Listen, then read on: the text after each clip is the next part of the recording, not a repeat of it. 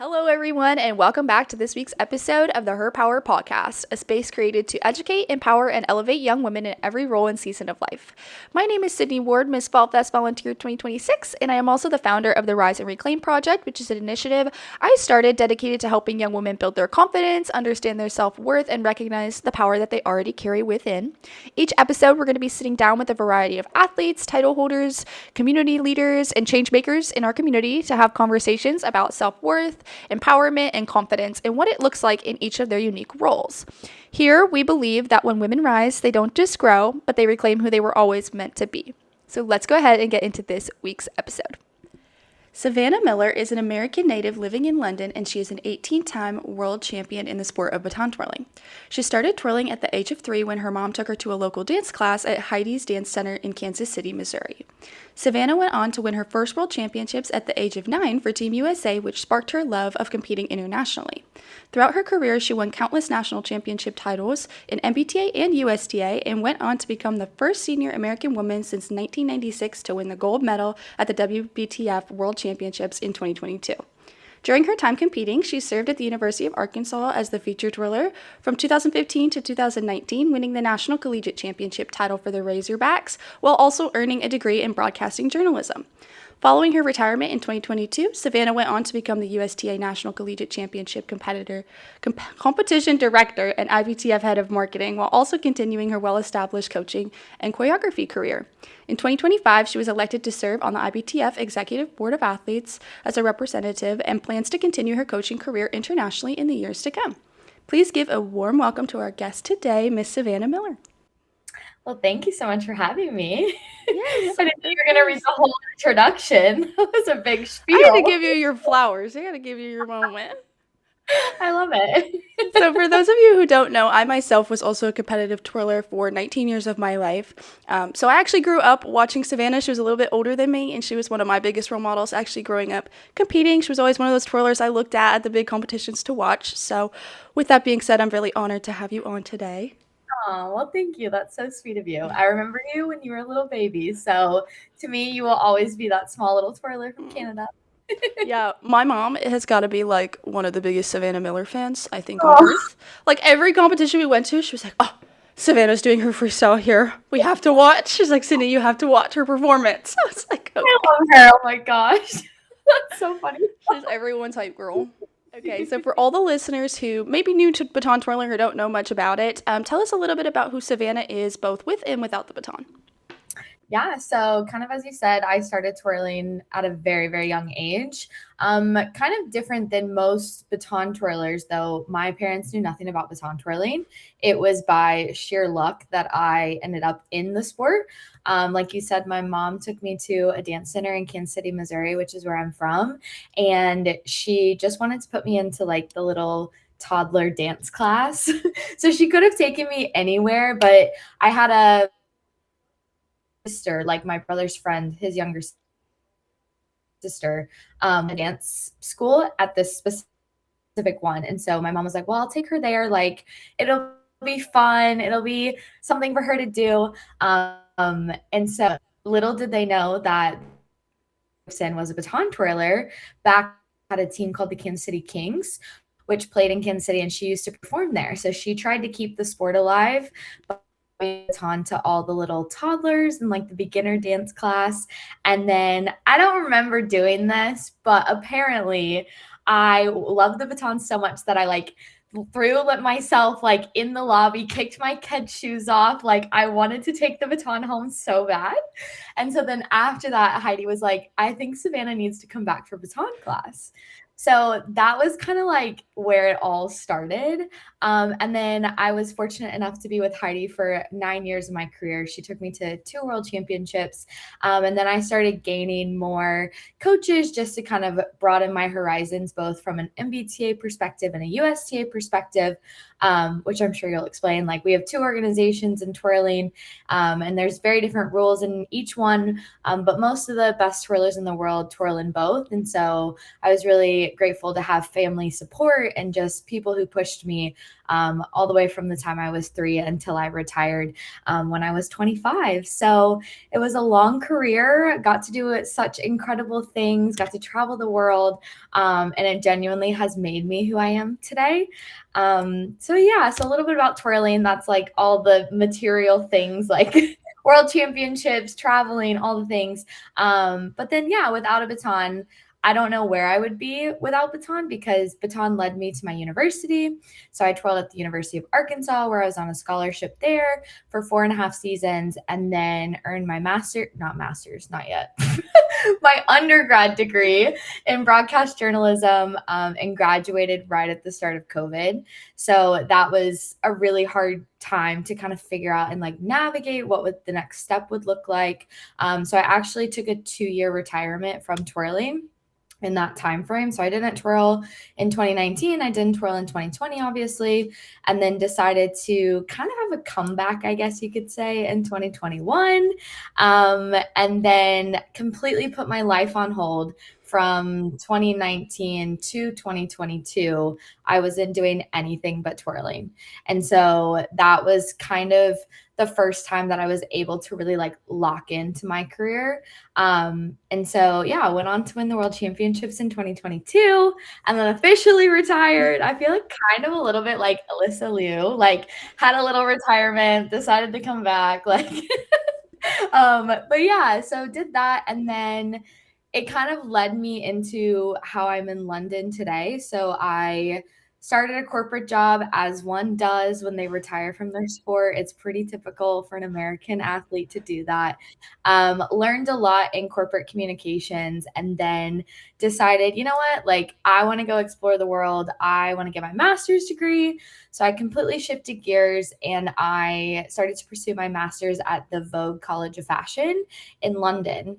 And so that's what brought me here today. And then got my master's degree in luxury brand strategy and business, which long title, but it basically means I do marketing and communications for luxury brands. And then somehow found myself back in the fitness and wellness space by working at SoulCycle and then being selected to be an instructor, which is crazy to say that like now that's my full-time job and that's what I'm known for now. Like, so it is crazy how much of Baton, like being an athlete for so long. And I tried to do all these normal human things for the longest time. And now here I am back in fitness, back in the wellness space. So it really is like a full circle moment. And it's really cool to see how much of Baton Savannah has now impacted the human Savannah, which has been, yeah, just great. A long, long journey. Yeah, I was gonna say for sure. I feel like everybody try, or maybe this isn't everybody, but a lot of people try to like, they'll retire from twirling and be like, hey, I'm gonna step back a little, and then they always come back to twirling in some way or come back to it. You can't stay away. Exactly. Like I feel like we can't stay away forever. And it's We funny can try. because the like baton twirler to like fitness instructor pipeline is so real. Because there's like so many girls I see now like doing the Pilates instructing and stuff, which is so cool. But Yeah. I'm just like, that's so funny. The overlap there is pretty common. Yeah, and I feel like the like almost like the foundation of how you're brought up and like raised and like the values you learn in twirling have like brought most of us back because like that's what we're used to and that what makes us feel comfortable in like our jobs today. So it Mm-hmm. is really cool how sports influence a lot of what happens later in life. Mm-hmm. For sure. So, when you got started in twirling, was there a specific moment in time you can think about that was like, okay, now it's getting. I know you've been competing internationally since you were really young, so maybe there wasn't an exact moment, but a moment where it was like, okay, this is getting serious. I want this to be really my full time moment. Yeah, I definitely think it was probably my first world championships, which was in 2006. I was 9 years old. I don't think my parents really knew what they were getting themselves into, if I'm being so honest. Like my dad has always been in sports. I have two brothers who one was a professional baseball player, one played collegiate golf. So we're a very active family. But neither of my parents really knew anything about dance or twirling. So going to the world championships, they're like, it's a family vacay. Like we weren't really sure. We were like, we'll be excited if we make finals. Like that was kind of the mindset I always had in my career though. And so I think coming off of that worlds, winning 2 gold medals at such a young age, that I remember being kind of like the moment where my parents went, "Oh, she's like actually good at this." Like, oh, what have we gotten into? Oh, okay. So yeah, that was really because I don't even think my coach Heidi Jacobson at the time really had an idea of like what could be in my career. And so it's funny to look back now thinking about that moment because that really was the turning point for my career internationally. And I remember thinking, all I want to do is compete at Worlds every year. Like it's such a high and it's such an incredible experience. And you've experienced it, like getting to have friends all over the world that we get to see once a year and just that excitement of celebrating the sport that we love. It was something I became obsessed with at such a young age. So I definitely feel like that was kind of like the turning point where we thought, oh, okay, we need to bring in outside help. We need to find a choreographer to do specifically like the rhythmic twirl or the freestyle to Baton solo. Like that was really when we were like, okay, we need to like broaden what we're doing back home so that in the next 3 years, because at that time worlds were every 3 years, we're ready to take on like the next age division. So yeah, Yeah, very young. I think I kind of relate to that because I remember like my first worlds, my mom, well, my older sister twirled. And so I was kind of just along for the ride for the first couple years. And so I remember we went and my mom, I was a like crazy perfectionist child. So I was like, I'm going to win. And my mom's like, maybe just, just go have fun. You're like 8. And I remember like when I made finals, she was just like, oh, I didn't realize we were, like, you were just here for fun. I didn't realize we were getting serious. So kind of same thing. We had to like switch coaches and stuff after that to try to really get serious and lock in. Yes. It is crazy like how young we do lock in. It does remind me a lot of gymnastics and figure skating in that way, like how it does happen pretty instantly for those of us who are on that international competition level. Well, and it's interesting because I've always said to my mom, I always said this growing up as a twirler, but even now, looking at the young kids that are coming out or coming up right now that are amazing and they're like 8 years old, sometimes I'm like, I don't know how you get these 8-year-olds to do stuff like this, especially in the US. It's really common for them to be advanced really early and really push the difficulty. And I always was just like, wow, that is some crazy dedication and some training that they're putting in. Yes, definitely, for sure. So competing on the world stage does require an incredible amount of confidence as an athlete. So how have you built up your own confidence over time, over the years? I think it definitely comes from a foundation of my family. Like they have always been like the core of what's gotten me to where I am today. And so I think from an early age, even if it was the mindset from like a school perspective or a hobby perspective or from a sport perspective, my dad always instilled in us like confidence is not walking into the room and knowing that you're better than everyone else there. It's being able to walk in and know that you don't need to compare yourself. Like it's that mindset switch that like completely changed my career. Like it wasn't necessarily always going in thinking, okay, well, I know I'm the one to beat. I know I need to win for like I never actually had that mindset. I think a lot of people like to think that I had that mindset throughout my career, but it was really like going and knowing that I could only control me and like I had put in so much effort into my training and like into trusting my coaches that it didn't really matter to me what the result was. That was always second. I just wanted to be very proud of like the performance I was putting out for myself.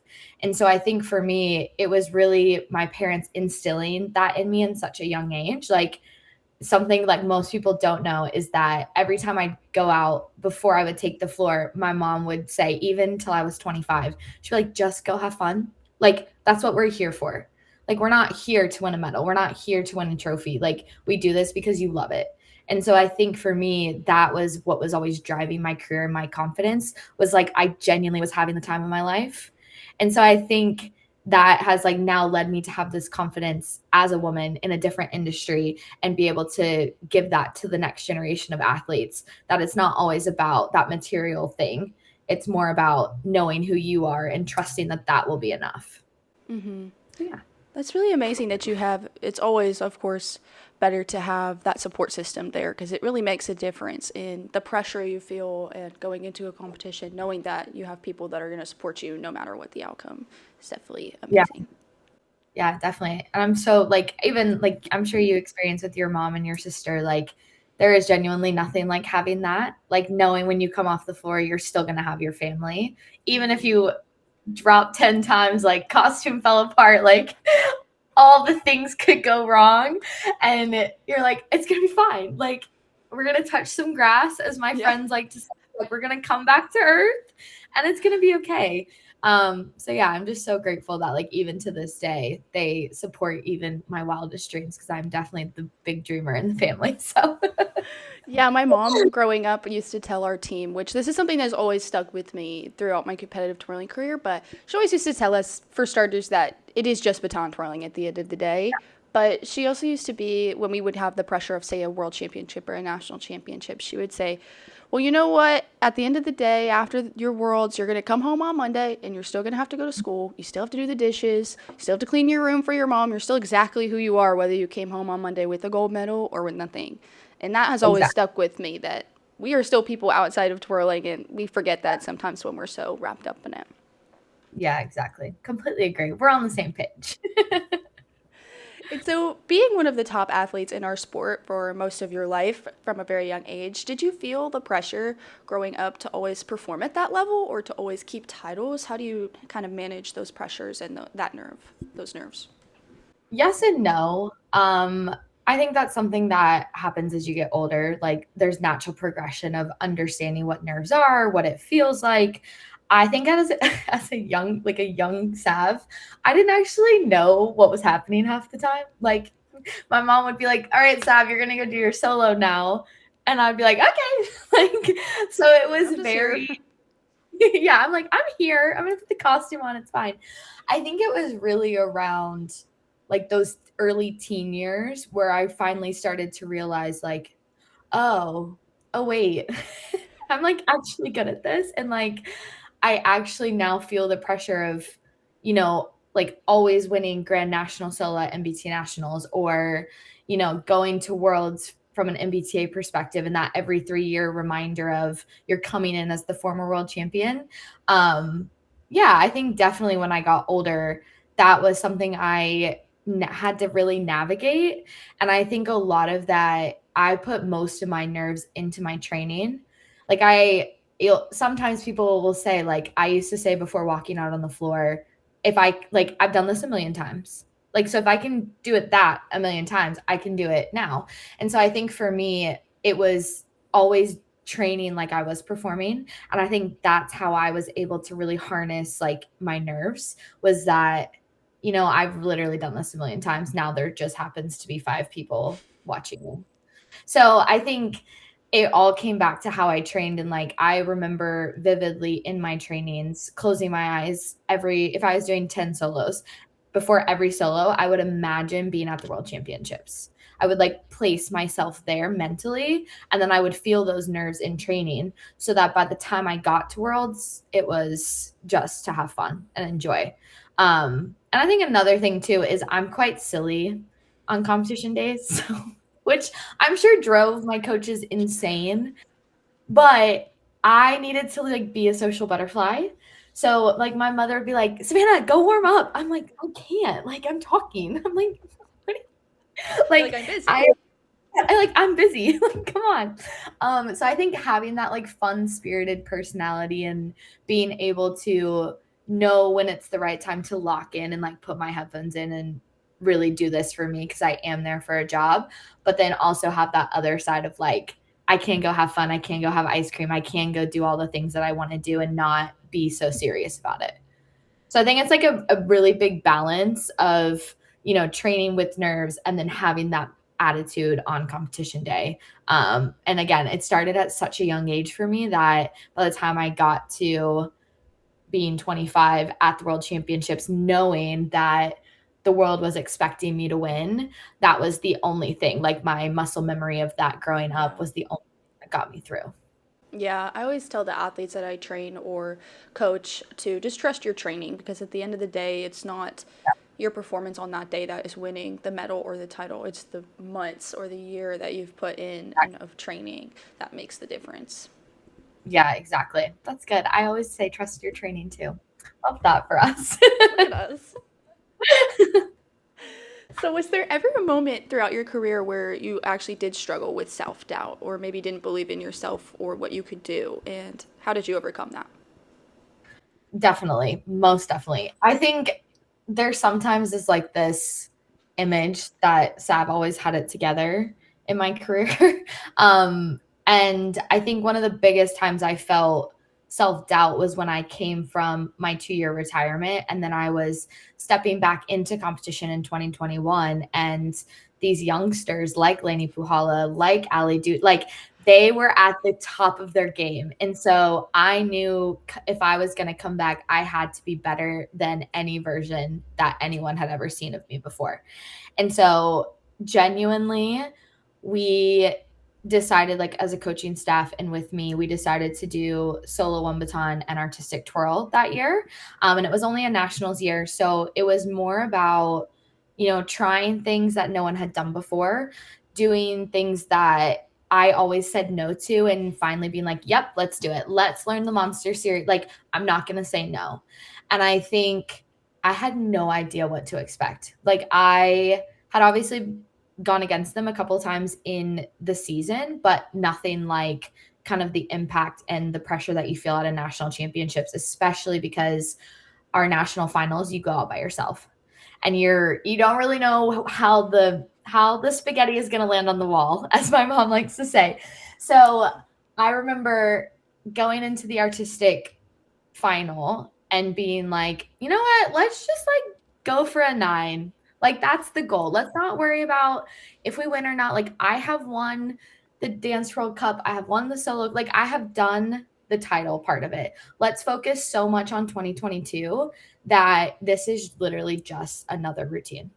And so went out and then had a good performance, like had got great scores, and it was enough. And then was like, okay, I'm on cloud nine. I really didn't want to do the solo, if I'm being so for real.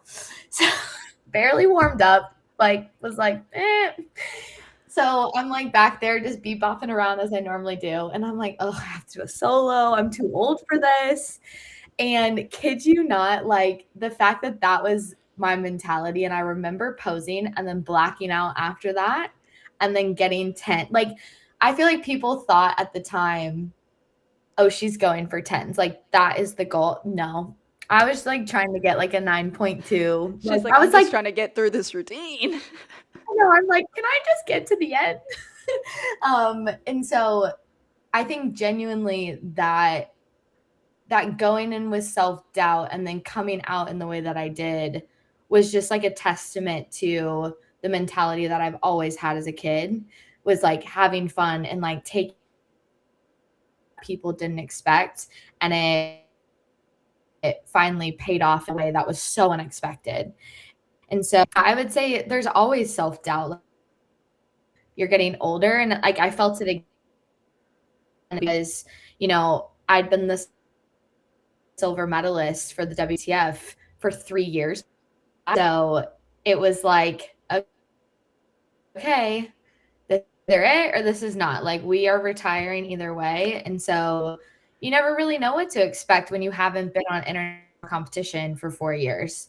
And so I think definitely I felt it even bigger in 2022 because not only did I have two very strong and like confident Americans chasing me, but then on top of that, I had the Japanese to like play into that. I had Julie Stewart, who I knew was going to be tough competition. Like, it was intense in a different way because I knew I was leading the pack. And so I think from that, there were obvious like self doubts because Julie and I are so different in two very different ways. So it could have gone either way. And I think it's for both of us, I could probably say like, it's just about trusting that what you've done is enough and the risk that you are willing to take will be enough. And like, there's always a path. Like, there's been a path laid out for us for years and years and years. And so I think it's learning to trust that and know that when the moment is right, it will happen. Yeah. So yeah. Absolutely. I definitely think too a big part of it is at the end of the day, our sport still has some uncertainty because it is just a judge sport at the end of the day. And so you can only control what you can control, and how the Good. chips fall is how they do. So I think that's great advice. I like though that so for everyone listening, that solo Savannah did was a perfect 10. So if you want advice for your perfect 10, it's Have hate fun warming your up. life before you go. Just try to get to the end. Like That's that's advice the right there. Everyone's Never gonna be a like, goal. "Wow, this girl just walks on perfect tense." Wow. They're gonna be like, "Yep, that's all I need to do is get to the end." That is false advertising, guys. Just start telling people. Savannah told me that you just gotta wing it out Why there. did I not get a 10? I did it to the end. You've competed at this high level for your entire career. How do you stay motivated and keep challenging yourself and improving over the years? Definitely hard. It is not easy, especially because our sport is so individualized. And so I think I grew up my first 9 years of my career, I was with the team. And so I did have that foundation of this is how we train. Like it taught me a lot of basic skills that I needed to have that self motivation when I was training on my own. I think one of the smartest things I'm trying to think. I've had 4 different coaching staffs in my career, which when I tell people that, it actually kind of surprises them because you never really notice the switch. I mean, obviously there were certain choreographers that had certain styles that were put on me, but then it all kind of started to like mold together. But I think one of the smartest things that every single set of staff did for me was they were always preparing me as if I was 1 year younger. So like the bottom year of my or the top year of like my juvenile age. So when I was 9, they were preparing me for as if I was a preteen. So then by the time that I stepped into being 10 to 12 or into junior, into senior, I was already twirling.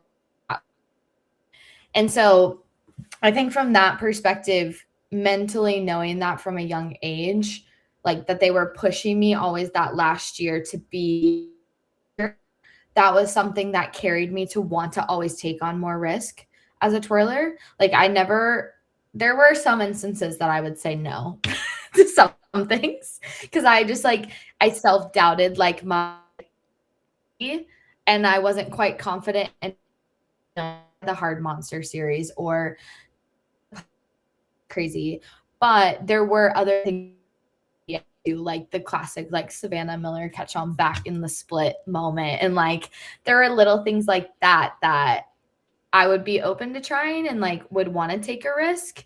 And then I think as I got older, I think being a collegiate twirler does so much for your confidence and for your experience and how you perform as a competitive athlete. And so I think for me, it was also having a marching band director at the time. He knew a lot about twirling and he expected me to maintain my level of athleticism on the field. So like triple illusion was a non-negotiable. A round off back handspring, like Sav, you're doing it. Like that is the expectation. And so it brought so much pressure to be able to go out in front of 40, 50,000 people every Saturday and do those things. But then later in my career, like for example, the routines that people remember the most from me, that level of risk was because I had that foundation of, okay, well, if I can do that hard stuff in front of 40,000 people, I can do it in front of like 200. Okay. Like that was always kind of like my mindset as I was older. And then I think definitely in my last 2 years of twirling, that also played a part was just like being open to everything. And I think we see that a lot in our sport, specifically with the Europeans and the Japanese. They have so much trust in their coach and they have so much trust in the choreography and the concept and just being willing to commit. And I feel like as North Americans, we're a bit more reserved in that way. And we do have trust, but not in the same way of commitment as some of the other countries in our sport. And so I think when I stepped back into the competition space, I remember having the conversation with my coaches at the times, and they said, do not come back if you just want to win a gold medal. Like, if that's the goal, don't come back. And I was like, okay, I'm going to come back because I don't think that I've actually done enough. I don't think that I've gone as far as I think that I can. And so having that mindset in those last 2 years, it led to that perfect 10 moment. It led to the gold medal because I was so invested in my coaches and so invested in the vision that it genuinely didn't matter to me if I had won that gold medal or not, because my career up to that point, I knew I had gone 100% and had given everything. And so I think it's a lot of like taking risk is just having that trust piece and like understanding what the bigger vision is and not being afraid to say, okay, yep, I'm going to try it. Even if I fail, even if I can't do the monster, like I'm going to learn it. Or even if I can't do the triple, whatever you're learning, like whatever it is. And I think that goes for everyday life too. Like I think you can always go 1% more. Like you can always give something a little bit further. And so I think having that mindset constantly always reminded me that I could do a little bit more and like strive for that risk. So yeah. Long answer, but No, I think it's great advice because I am somebody who I would consider myself not very adventurous, like not as much of a risk taker. And then and in sports and the sport of baton twirling in general, it's easy to kind of take the, okay, I'm gonna do the routine I know that will work and that will be clean and will stick. And it's kind of admiring to see somebody like you take a chance and say, you know what, regardless, I'm gonna do it my way, and however it happens is how it's going to go. So, and ultimately it worked out for you. And I think that kind of happens for a lot of people who decide to come back out of retirement and just do it for them. Is that it ultimately, they do it for them, and then the title or the result comes as a secondary. well, and I think too, like a lot of it falls back to mindset. Like, I don't know. It's just interesting how much your mind can dictate how much we actually push ourselves physically. And I didn't really learn that until I was older, but it is a quite powerful tool. Like you could wake up and say, okay, it's going to be a bad day. Well, you're probably going to have a bad day then. Mm-hmm. Like that's why I literally wake up every day now and I'm like, it's going to be a great day. Good day. Even if I know it's going to be hard and horrible, like just having that like instant thought, like your mind plays such a part to all of this too. Yeah, I definitely realized that the last like couple years I was competing, and the last worlds I went to, I really focused a lot more on the mental training, and I didn't realize the value of that, of mindset and kind of visualization. I spent just as much time doing mental training sometimes as I did physical in a week. And yes, some people forget that that's just as important as the physical training in the gym. Most definitely. Completely agree. So we're going to shift a little bit and talk about empowerment. So my platform that I have for pageantry is called Rise and Reclaim, which focuses on empowering young women up against domestic violence. And so talking a little bit about empowerment and helping young women recognize their worth as an athlete yourself. And how did you build up your empowerment and your worth in yourself? And now as a coach and a mentor, how do you do that for the future generation of athletes? I think a lot of it comes back to that confidence piece, like that walking in the room. And it doesn't happen overnight. I think a lot of people think, okay, I can make the change overnight. And I think something that I carry with now as I am like more in the fitness and wellness space is that a lot of people believe that, okay, for example, new year, I have to make a big change. I have to set all these new goals. I have to make it happen right now.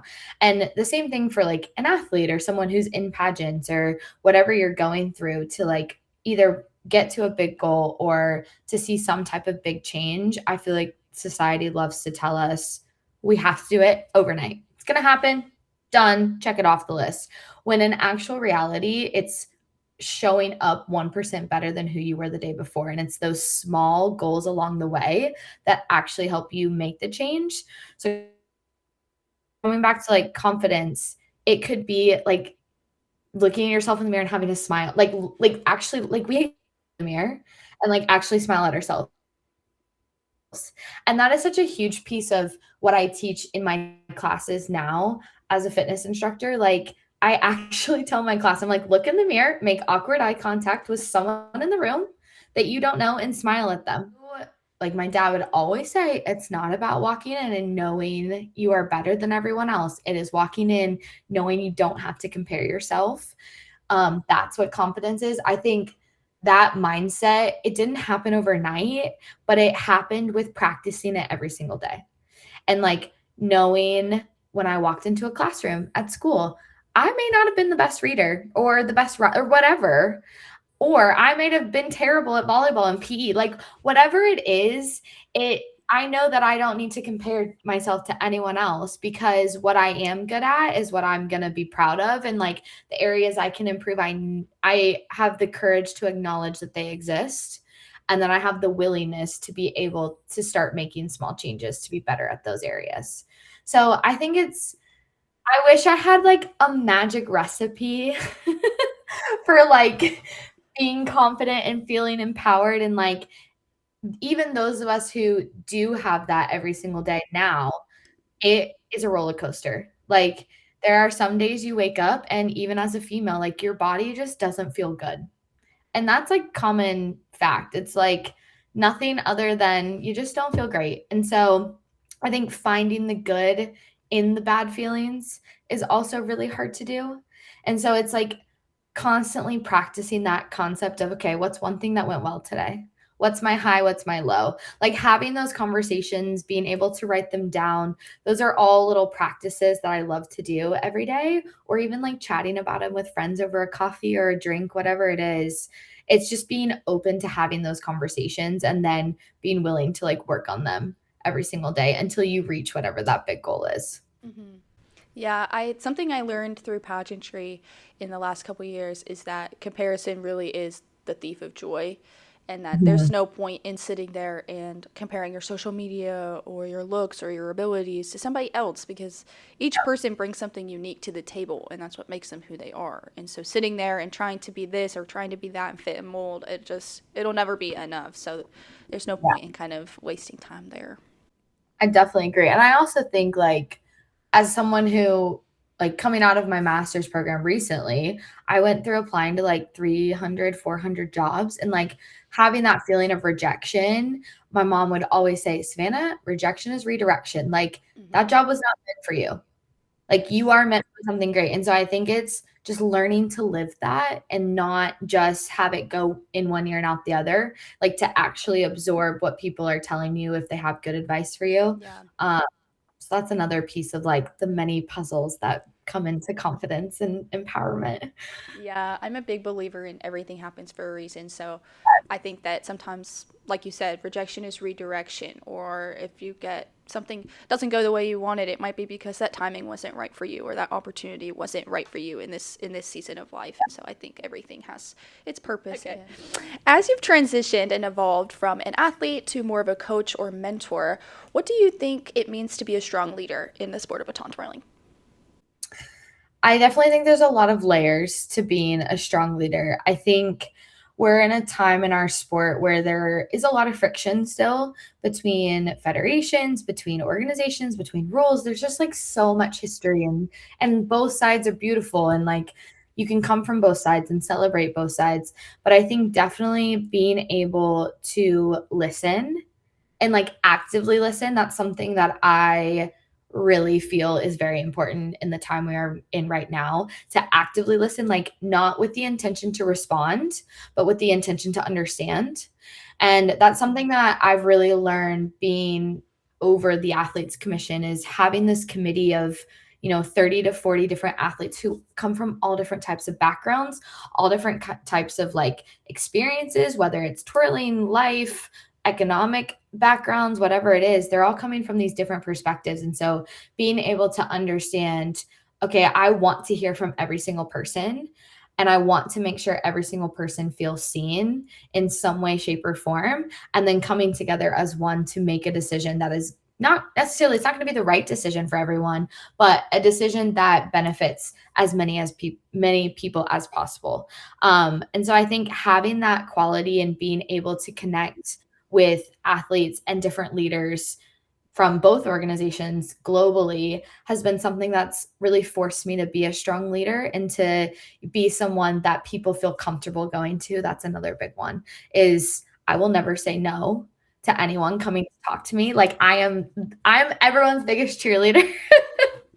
So I think for me it's also that. It's also knowing that yeah, when I'm in the twirling world, I step in and I take my country hat off and I put on the hat of I am serving the athletes globally. And so I think that one is really hard to do sometimes.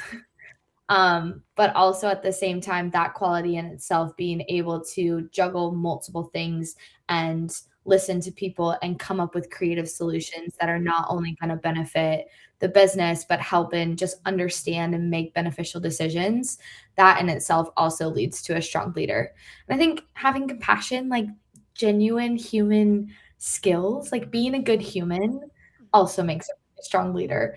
And so I think especially not just in twirling, but like in our society as a whole, we're missing a lot of good humans. And I think the more joy and like I have literally tattooed on my body, go make somebody smile. That has always been like my mantra. Even since I was little, and that comes from my mom. My mom would always say to me before I would go on the floor, like, go make somebody smile. That is your job. And so I think for me, that's what has led me to becoming a strong leader now as I'm in this more administrative position is even if we're on a silly Zoom call or even if we're in arguments about what's happening here, what's happening there, I get there is tragedy and there is hardship and there is so much stuff that cannot be controlled happening right now. But like, I will always try to make someone smile. And like having the ability to turn a conversation from something that feels negative to making it have a positive hat on top, like a positive sandwich, as I like to call it. Like, start it good, give me the like negative stuff, and then good. Like a little positive sandwich moment. I just genuinely feel like now as a leader in this like this new organization, that is one of the things that I will always bring to the table is some type of positivity with the intent to understand what's going on. Yeah. Yeah. I love that. And I completely agree with you. And I think that's great advice too, to say that a good leader is good at listening because a lot of the times we think people who are leading are always right. And sometimes the best leaders are the ones who can say, actually, maybe my perspective is wrong or different and admitting, like, okay, maybe we can try something different. Mm-hmm. I think it's also, yes, having that active listening hat, but then being able to admit when you're wrong. And I think that's something as a society, put twirling aside, I think as a society, we struggle with that. Yeah. Do I like to say that I'm wrong? No. Will I say it? Yes, because another idea might be a better idea. And I have to have the maturity and the ability to say, actually, you know what? You're so right. Let's Yeah. go from this perspective or this angle. Because at the end of the day, there is no, I think it also, side note, I'm rambling, but also a strong leader has no like personal agenda attached to what they're going for. And so I think again, being like head of this athletes commission, that has taught me a lot. Like, do I have ideas? And like, do Jason Travers, my co-person, have ideas? And do we want to drive change? Yes. But at the same time, it's not about us. Yes, it's about the athletes. And we want to make sure that this new organization is focused on the athletes, but also at the same time, it's not about what Sav wants. It's not about what Jason wants. It's what the athletes need. And so I think being able to put your personal agenda aside and say, okay, we are here for the athletes. This is the decision we're making, and like move with confidence in that. I think that also adds into being a strong leader. Yeah, and I definitely agree too with what you said about I sometimes get a little disheartened by not necessarily the twirling world, but just kind of sometimes everything going on because it, as you mentioned earlier, we all love world championships and international competitions because we come together and it's all a big group of people who love baton twirling and have the same passion as you, and it's so much fun. Exactly. And sometimes I feel like that's just missing in some of those. It's Yes. just the love and the passion gets lost and it becomes all administration work. And sometimes I hope that everybody who is working in administration, all the hats, my hat's off to you doing all the dirty work, but I hope that everyone can remember why they're there and their initial Exactly. love for the sport. Exactly. Completely agree. So, after such a long competitive career that you did have, how did you approach the transition away from competing and being an athlete to who you are now?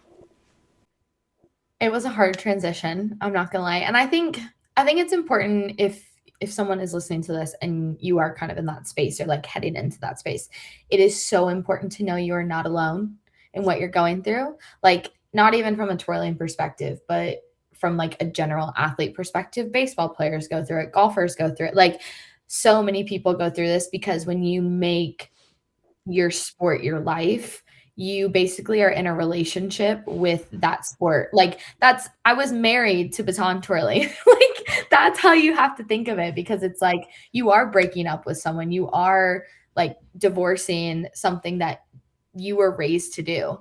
And so I think before I was such a high coming like I remember saying I'm on a cliff. Like I'm at the top of the mountain.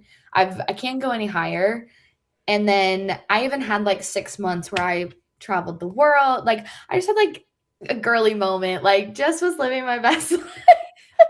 And like I loved getting to teach athletes all over the world and like be the world champion, all these things. And then I definitely felt an instant shift when I started my corporate job. Um, in that following November. And so it was so hard. My best friends, who I actually was fortunate enough to work with, PJ Birkin and John Birkin, we were all worked for the same company who most of you probably listening don't know who they are, but they're also national and world champions in the sport of twirling. So I was able to stay connected to the sport with them by working with their club, continuing to teach. But mentally, it was one of the toughest things I've ever had to experience because you lose kind of your identity of who you are. And unless you've prepared for that, you're going to quickly hit rock bottom. And unfortunately, I think I remember saying a while back to my parents, I remember everyone prepared me how to be a world champion. I knew what to do. Nobody prepared me for what was going to happen after. Sure. And it took a long time to kind of figure out it's actually not a bad moment. This is actually a really good moment. This is a moment where I get to be whatever I want to be. I don't have to have my hair in the perfect slick back bun. I don't have to like go training like I get to be a human. And for those 6 months after I started my corporate job, I like didn't know how to do that. I would still like get up at 6 a.m. I'd work out. I would go to my job. I'd be the best at my job. Like I was still in that very like athlete focused space of life. And then it wasn't until I, on a whim, decided to take my mom to New York City for Mother's Day. And just like being in that environment of like a city and like I'm very fast driven lifestyle kind of girl. And like seeing the fashion, I was like, I'm going to go to fashion school. I remember telling my mom and she being like, what? She's like, why? You just started a corporate job. Like, what? And I was like, nope, I'm going to do this. And I was like, what am I saying? Like, what? I don't know what I'm doing, but I'm doing it. Yeah, so I applied to a couple different programs and I just kind of felt like I cannot do being so active since I was basically walking. I mean, I started when I was 3 and dance and like that was my life. I was basically trained to be a world champion is how I like to describe my childhood. Like I was the business casual toddler who twirled a baton. Like like that was my job. Casual toddler is hilarious. Like I knew how to do that. And so I needed to figure out who Savannah Miller was. And so that's ultimately why I applied for this program in London because I was like, I know I love Europe. I know I'll have the opportunity to get to know English athletes, to be involved with World still, like still have some tie to the sport, but it wasn't to the point of like I was at training every weekend. Like I needed to break the structure and to break the cycle of like that athlete mindset and learn how to live before I was ready to come back to the United States. And so that's essentially what happened is I found a program, got accepted, and then even my first year here in London, I still had that like, okay, I'm going to go to class every single day. I'm going to go home and do my homework. I was still very structured. and like that willingness to like go hang out with friends because you can, to have the because you can, like that was something that now 3 years later of living here in London, I am just now at a place that I'm like, I am happy again. And that is such a testament to like, it's what now 4 years later from winning that it has taken me this I can't long. believe it's been 4 years also. Wild, I know, crazy. Um, it's really taken me 4 years. Navigating that is so hard, and it's different for everybody. Like my experience will be different to the next generation, be different to like a figure skater or to a gymnast, whatever. But yeah, it just takes time. And I remember like PJ and John saying, Sav, it's gonna happen, but it's not gonna happen in 6 months. Like you need to give yourself some grace and understand that it's okay to be a human. Yeah. And there's no one that can help you with that but you. And so I think I was fighting it for so long that I probably pushed it a couple years back. But yeah, I owe a lot to John and PJ because on the days that like I was at rock bottom, they were there reminding me of that. And so it's having that support system and the family, and then on top of that, having the courage to say, okay, I need to change. I need to make some type of massive change in order to find like what happiness feels like again. So yeah, there's a lot of factors that go into the transition. And for others, it's really easy because they've prepared. I was not prepared at all. I was like, I'm gonna be on the mountain for the next 2 years. Like, it'll be fine. I didn't know what I was getting myself into. And that was, I think, probably more scary for me than it was probably for other people because my life has always been planned out. And we always know, okay, we have this competition, we have this competition, then we have that. Like, like we are so structured as athletes. And so I think it's just a combination of support and courage and time where you start to learn that the transition is okay and you are going to find like a new happiness again. So Yeah, I can relate to that because when I ultimately retired from twirling the last year, I really like fully competed. I wasn't ready. I wasn't prepared to retire at the time, and it just kind of fell in line that way. And I kind of decided, like, you know what? I think I've done everything I wanted to. But kind of same thing happened because I spent the year as college Miss Major of America, traveling all over the place, getting to do all this fun stuff, and nobody prepared me for the drive home from South Bend back to Memphis. And I was like, wow, I feel like I lost a big part of me, even though I shouldn't feel that way because it's just a title. And I'm still who I am, but it just felt so empty on that drive home. And that was something I had to adjust to.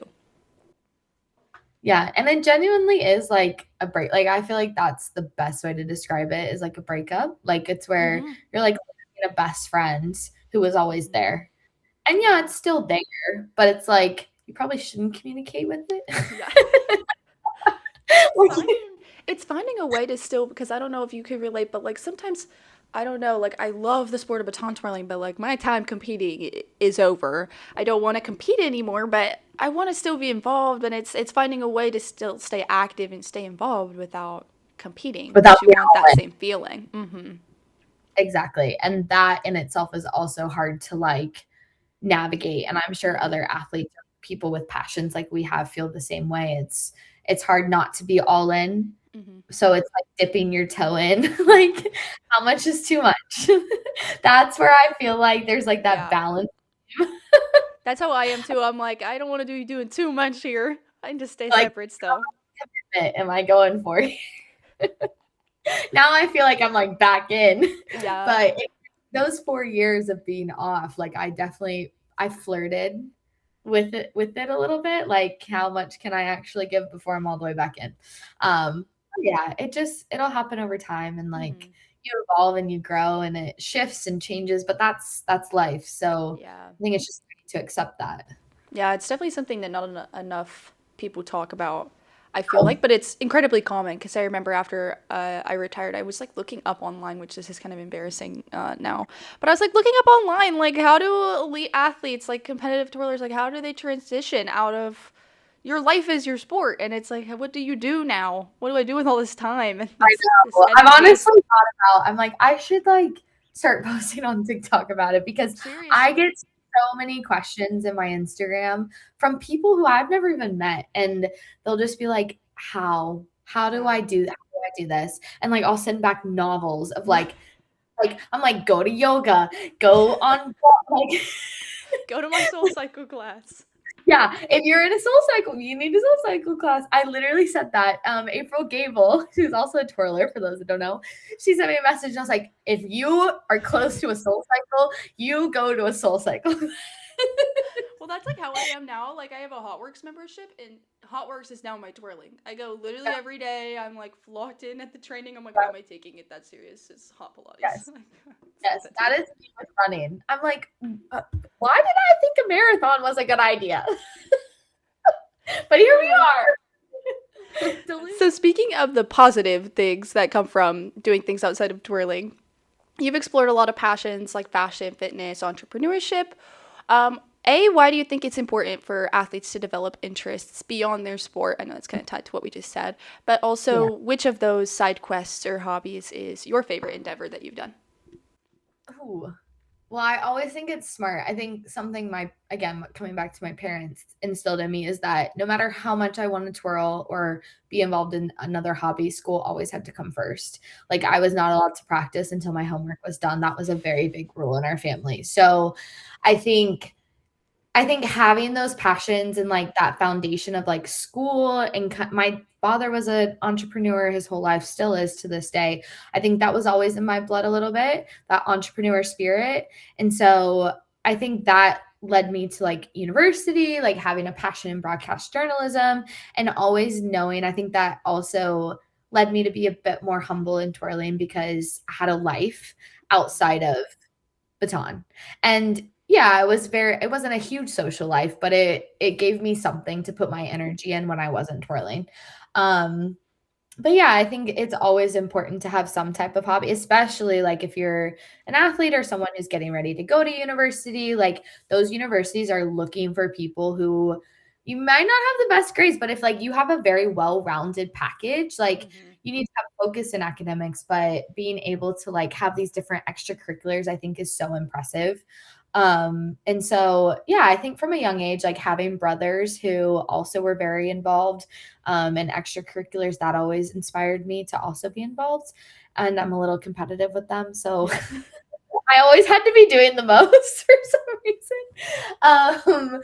Yeah. So, like you said, I've been involved in a lot of different things from like entrepreneurship, fashion, fitness, and wellness. I think it's hard because I loved all the sides of me when I was living in them. Fashion was one of the coolest things to be a part of. Like going to the Vogue College of Fashion was insane. Like just getting to meet people from massive luxury brands like Hermes, Burberry, Louis Vuitton, like getting to be in the rooms where the magic happens. And like, I don't know about you, but like Fashion Week always was a big deal to me. So Like, cool. like it's so cool.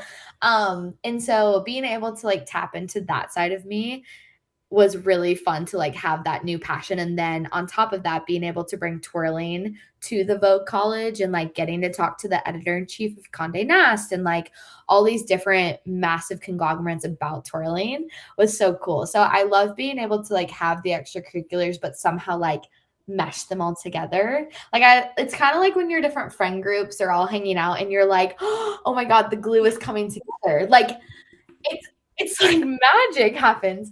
Yeah, so I definitely would say like the entrepreneur side was really cool to like bring it to life and to see the success of 1835.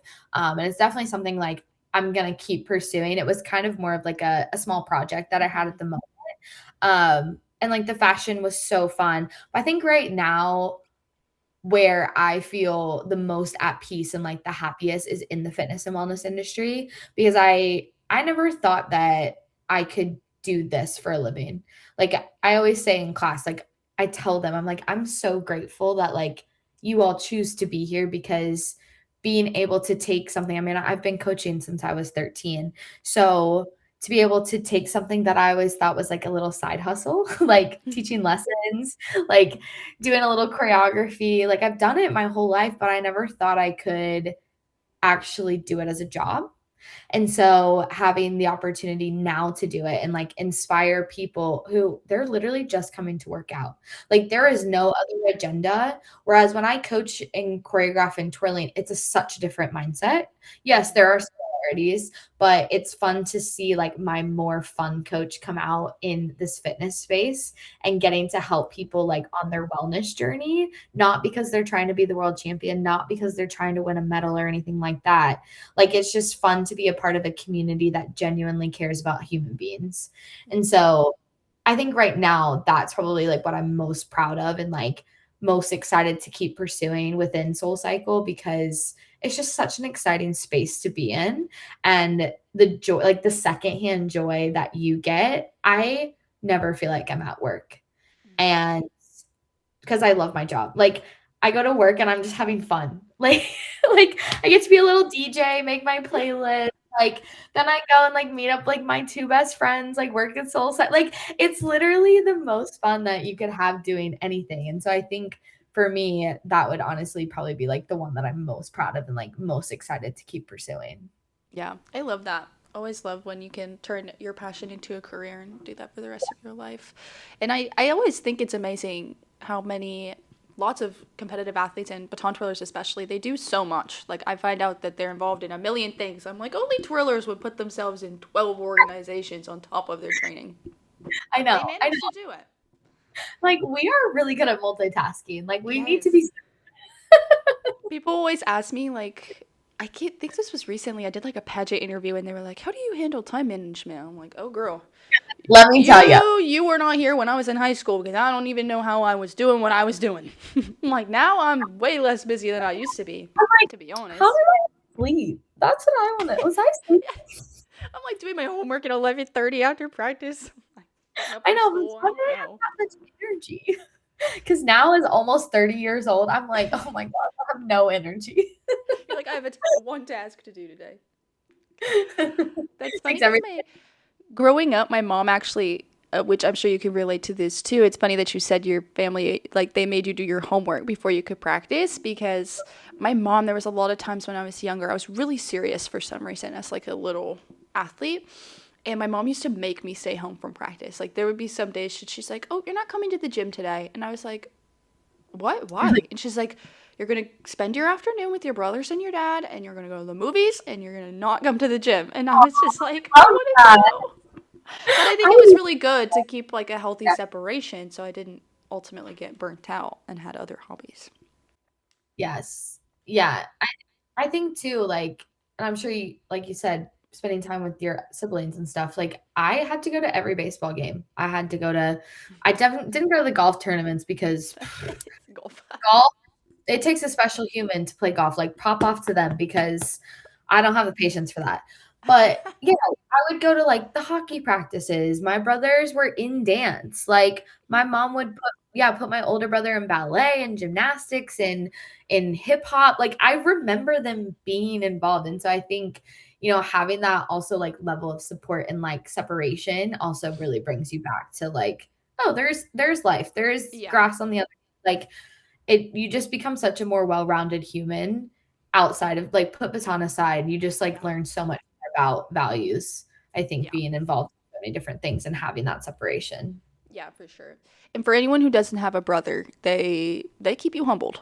They bring you right back down to earth, right when you They still, even when you're turning 30, they Okay, so looking back at your journey from 3-year-old Sav to world champion, what moment stands out to you as the most meaningful, and what would you tell her today? oh gosh. I think it's hard because there's a lot of memorable moments from my career. Honestly, I think everyone would expect me to say like winning the gold medal was like the moment. But that would be like very materialistic of me. I I think I think it was honestly 2021. I think people love to say that like 2016 was kind of like my breakout year. Like I had just stepped foot into senior. I was kind of like the black sheep of the group who ended up coming out winning the preliminary and then getting silver. And that was like definitely a breakout and like definitely a memorable moment and something that I'm proud of because I did take a gap year from international competition in 2014, so I wasn't competing as much as I probably should have been going into 2016. But I think 2021, I think that one is not necessarily memorable from like okay, she got perfect tens and like that in itself is memorable. I don't I remember that, but I don't at the same time because I think for me the biggest thing was like I just remember never saying no and like having the courage to do that is so hard. Like the fact that my solo actually was 10 times harder 2 weeks before I competed at nationals is insane to me, but then coaches said, "You know what? We're gonna take that, we're gonna take that, we're gonna change that." I'm like, "Nationals is in a week and a half. Okay." You're Like, like, awesome, but thank you. we're not saying no. We're gonna trust the process. And so I think for me, that was really more the memorable side of that competition and like breaking through that self-doubt because that type of doubt I hadn't felt because I had been on top for so long.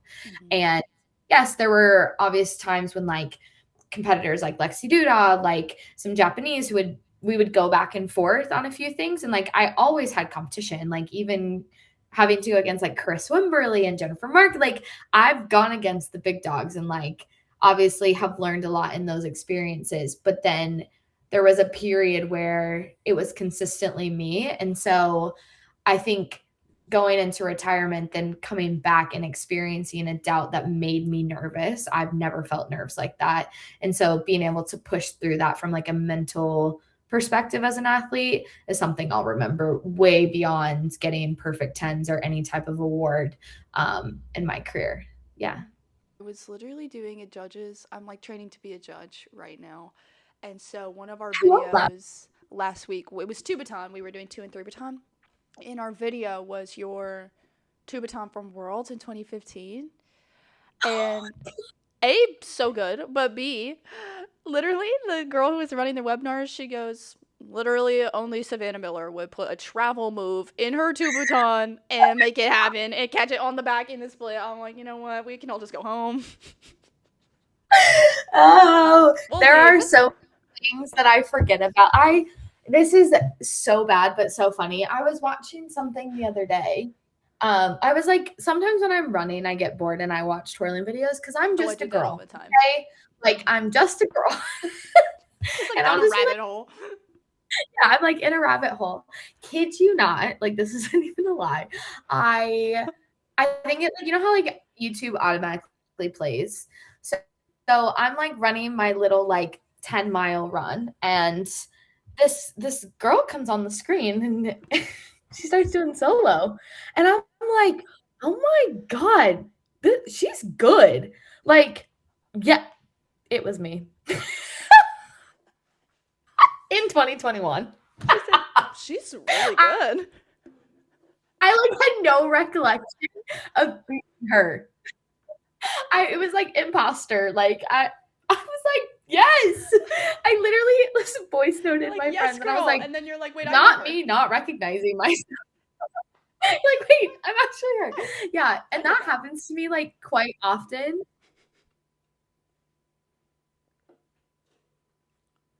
Which like that 2015 video of like Tubaton, like I have no recollection of I was gonna say, do that you ever routine. like watch a video? And sometimes I do this too, and I haven't even been retired for like a year. But I'll watch a video and I'm like, wow, I really did that. I don't think I could attempt that today. Oh my gosh, no. No. People will be like, "You think you could redo?" And I'm like, "Nope. No, Absolutely not. Not ever. absolutely not." Like I remember them asking me, it's like a thing in USTA. Like if you win the whatever event, you have to do a command performance in the following 2 days. They're like, "Savannah, do you want to do solo?" And I was like, "Absolutely not." You're like, It's like you saw it once. you saw it once.